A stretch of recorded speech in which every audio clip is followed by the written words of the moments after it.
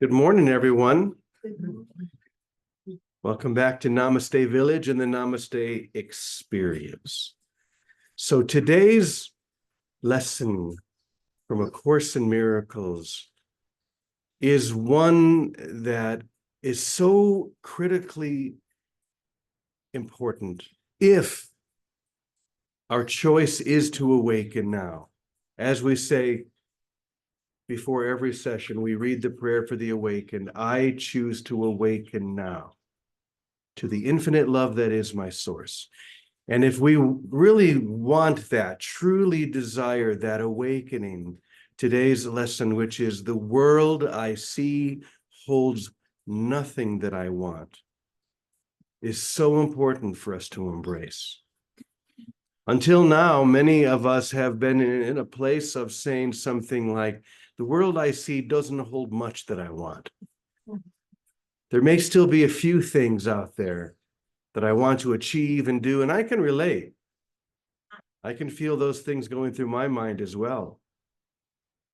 And this is why every avatar, every enlightened being, every illumined one has said the same thing. If you want this experience and only this experience, you have to let go.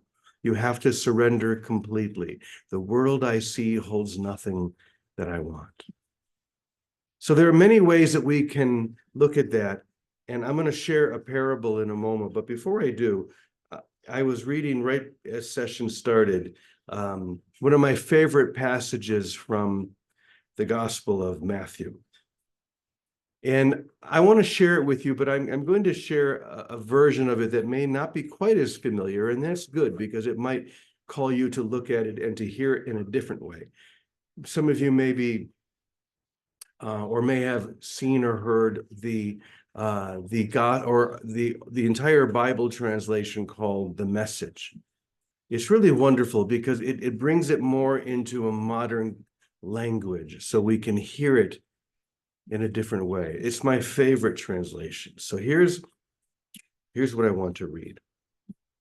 If you decide for God, living a life of God worship, it follows that you don't fuss about what's on the table at meal times, or whether the clothes in your closet are in fashion. There's far more to your life than the food you put into your stomach, more to your outer appearance than the clothes that you hang on your body. Look at the birds, free and unfettered, not tied down to a job description, careless in the care of God. And you count far more in God than the birds. Has anyone by fussing in front of the mirror ever gotten taller as much as an inch? All this time and money wasted on fashion. Do you think it makes that much difference? Instead of looking at the fashions, walk out into the fields and look at the wildflowers. They neither primp nor shop, but have you ever seen color and design quite like it? The best 10 dressed men and women in the country look shabby alongside them. It's nice to hear it in a slightly different way, isn't it? And the message here that Jesus is sharing is the same message as we hear in A Course in Miracles today. If you really want to have the experience of who you really are, let go of who you are not. Stop looking outside, thinking that there are still things to accomplish, that there is money or fame or whatever it may be, even relationships. All of those things that are out here, and look within where everything exists. Here at Namaste, we're blessed with the sound of the birds and the car horns and whatever other sounds may come. And we can feel the difference between the two, the difference between a car horn and the birds. Or these beautiful insects that tell us that the rain's around the way. Maybe there are other signs that tell us that the light is on the way, that grace is on the way.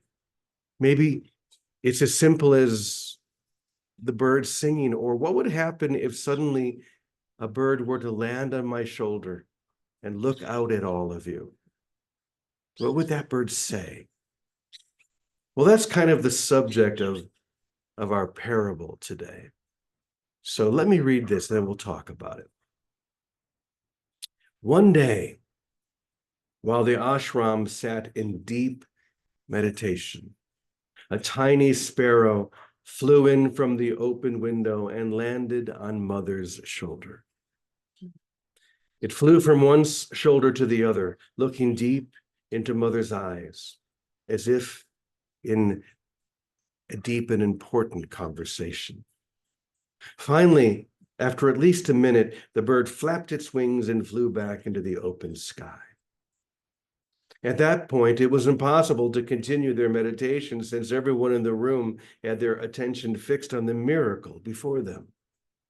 Realizing this, Mother opened her arms and said, "Why does one bird recognize the divine, while all the others fly from tree to tree, completely ignorant to what is happening only a few feet away?" She paused, so the students knew that she was looking for an answer. Maybe because one sparrow recognized something that the others did not, one of them finally said. "And what is it that that bird recognized?" Mother asked. That there was a great spiritual sadhu. Oh, this is someone else. This is not Mother. That there was a great spiritual sadhu in the room, another man replied. "The sparrow felt the energy and flew right to your shoulder." "Yes, but what about the other birds?" Mother asked.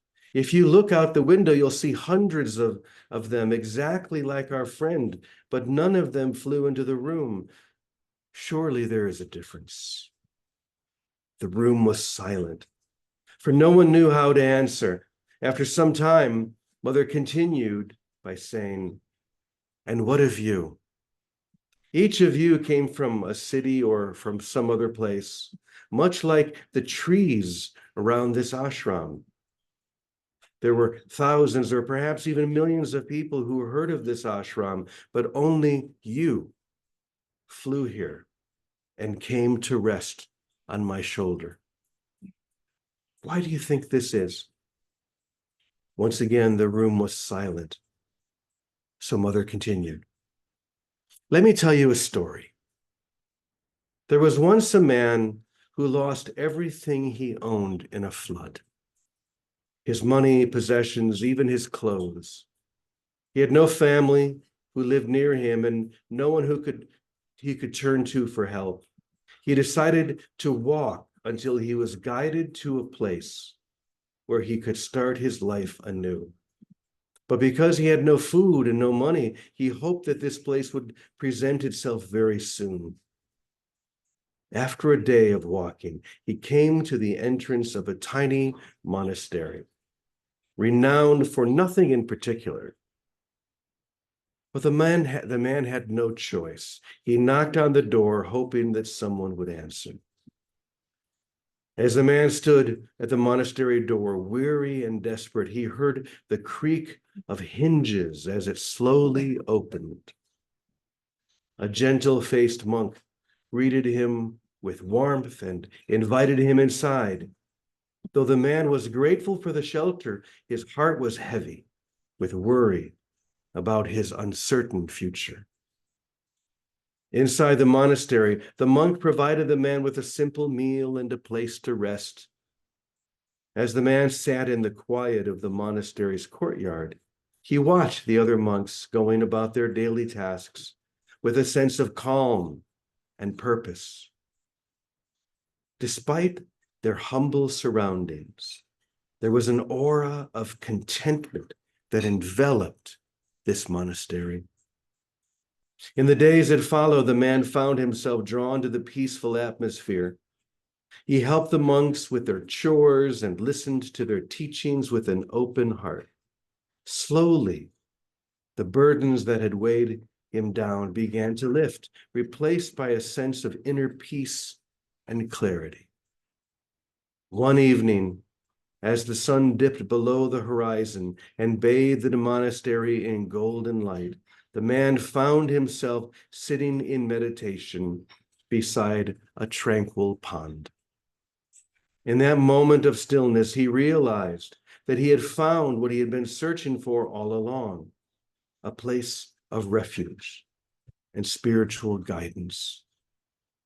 In the weeks and months that followed, the man became a part of the monastery community. He worked alongside the monks, tending to the gardens and sharing in their prayers and rituals. And as he immersed himself in the simple rhythms of monastic life, he discovered a deeper truth, that true wealth lies not in material possessions, but in the richness of the spirit. And so the man who had lost everything in the flood found something far more precious, a home for his soul, nestled within the walls of this tiny community.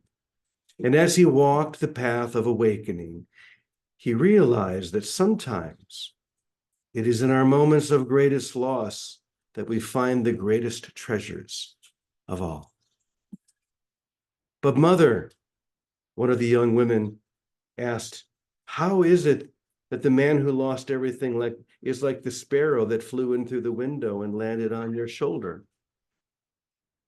The tiny sparrow that flew through our window risked everything to see what lay inside these walls. Just like the man who set off on his journey with no money and support. And likewise, you risked everything when you came to sit beside me. You are risking your concepts and every idea that you've ever claimed. I promise you that my only goal is to snatch them all away and throw them to the wind. Every idea you've ever had about yourself must die if you want to remain in my presence, and yet none of you have flown away. You are all my little birds, and my shoulder is your resting place. So stay here with me, and together we will leave the world behind. So, my little birds, how does that feel to know that you have risked everything? Not just your life back wherever you came from, or possessions, houses, even relationships. How does it feel to know that you have risked your very identity? All of the concepts that you've held about who you think you are, that you've risked them, and you feel them dissolving, and yet you don't fly away. You stay here. Whether you're here physically, or whether you come here and watch the sessions on Zoom, or whether you watch them on YouTube later in the day, there is a certain risk, and yet the reward that you receive from this is so far beyond anything you could imagine. And you feel that. Otherwise, you would have flown away. Even though there may be something inside each one of us that feels a slight tightening. What am I going to lose? What is there that I'm not relying upon? And yet we don't fly away. So today's lesson, the world I see holds nothing that I want. I think each one of us have come to that point of realizing that there's nothing out there, but everything is in here. All we have to do is stay on the mother's shoulder and not fly away. So, that being said, I'm pretty sure that Vicky is flying somewhere right now. She's flying away from New Jersey and flying to Mexico, as are so many others. So I'm going to ask Calico. She only has a few minutes before she has to catch her taxi to go to the Tuesday market. But I'm going to ask her if she would like to share what's in her heart from this parable. Oh, hold on one second, Calico. Let me help you unmute. There you are. Okay, there you go. Perfect. Yeah, it's something that actually I was just talking about this weekend. This identity with who I am is the last of the delusions that we'll really have to deal with. Because, and you say it all the time, James, I am. But until we get to I am, we're still like, I am Calico, or fill in the blank, I am your name. And we take this very seriously. And the Course in Miracles is, Jesus is very firm with us. I am not a body, I am free. There is no body. And I was saying this weekend, I am no body. I am no body. And I can feel that. I mean, the form is disappearing very rapidly. And it's not like I can consciously do it. It just is disappearing. And the reason it's disappearing is because I keep forgiving everything, absolutely everything. And as I forgive everything, I get more in touch with the truth of me, which is that awakening prayer that we speak every morning. The truth of me is I'm a loving thought in the mind of God. That is all I am. I am a mind. I am a loving thought in the mind of God, no less. And this form is just here. It's a projection, just like everything else is. And the projections will disappear. They always will. What is eternal is mind. Mind is eternal. And that will just return. The body drops away. My mind goes back to the source, God's mind, because that's what I was created out of. And this whole little jaunt in this world called life has been just for lessons I would learn so that I don't trap myself in my ego, because the ego just wants me dead. I mean, someone once said, I think it was to another teacher, oh, don't be so harsh on the ego. And the response from this teacher was, what do you mean? The ego wants you dead. Don't be harsh on the ego. It's ready to do away with you.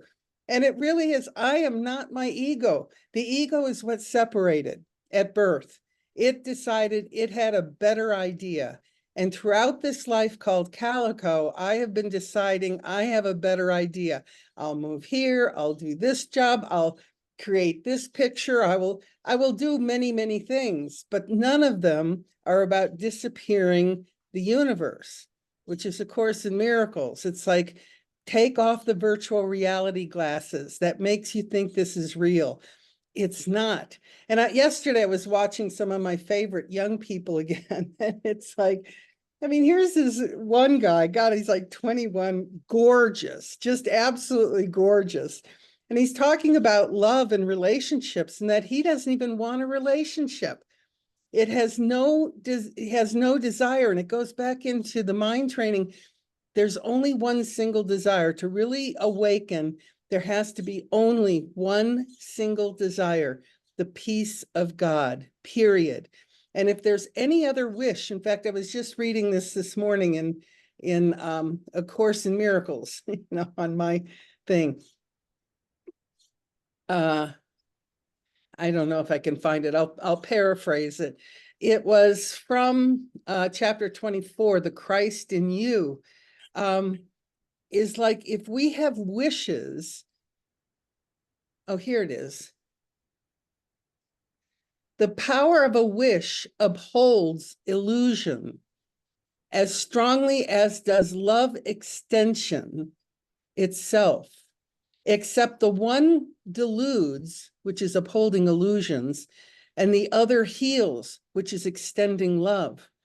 So it's kind of like, it's like if we can get this single desire down, we've got half the battle won in mind. Because if we can just stick to the only thing you desire, let go of more money, cars, more belongings. In fact, I encourage everyone, take inventory of your house and start throwing stuff out.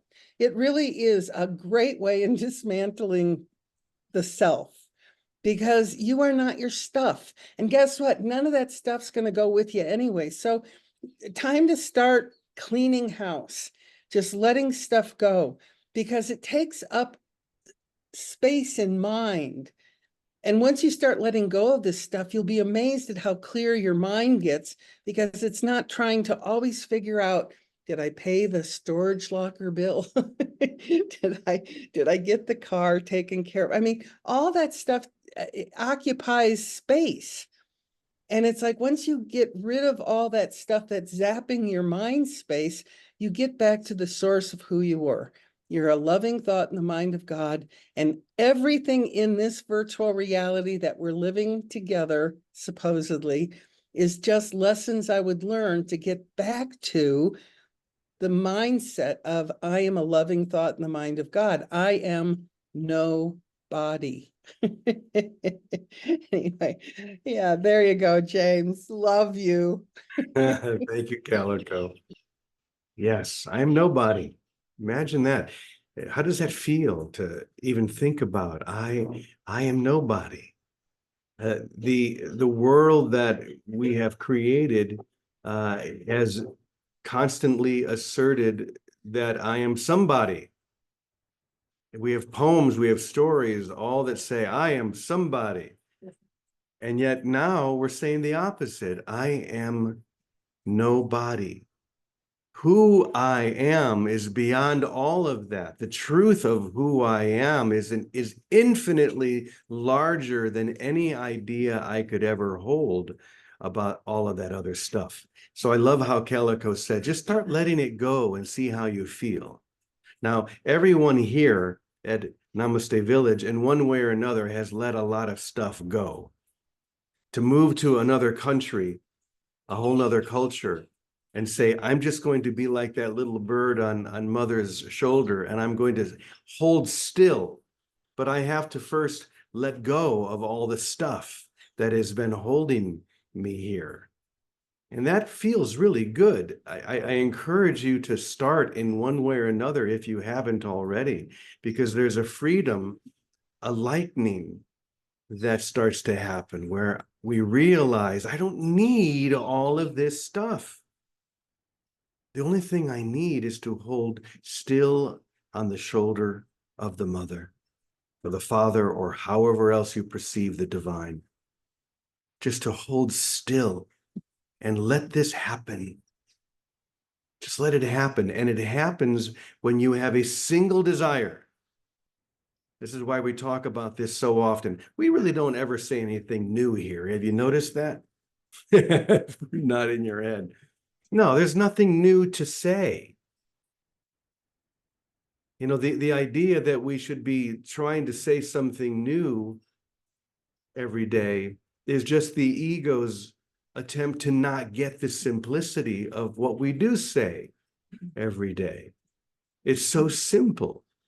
All we need to do is to hold still, have a single desire, let go of everything else, and come with holy, empty hands unto God. That's it. And to that we say, Amen, Amen, Amen, y punto. Thank you, everyone. Many blessings. We love you all. See you tomorrow.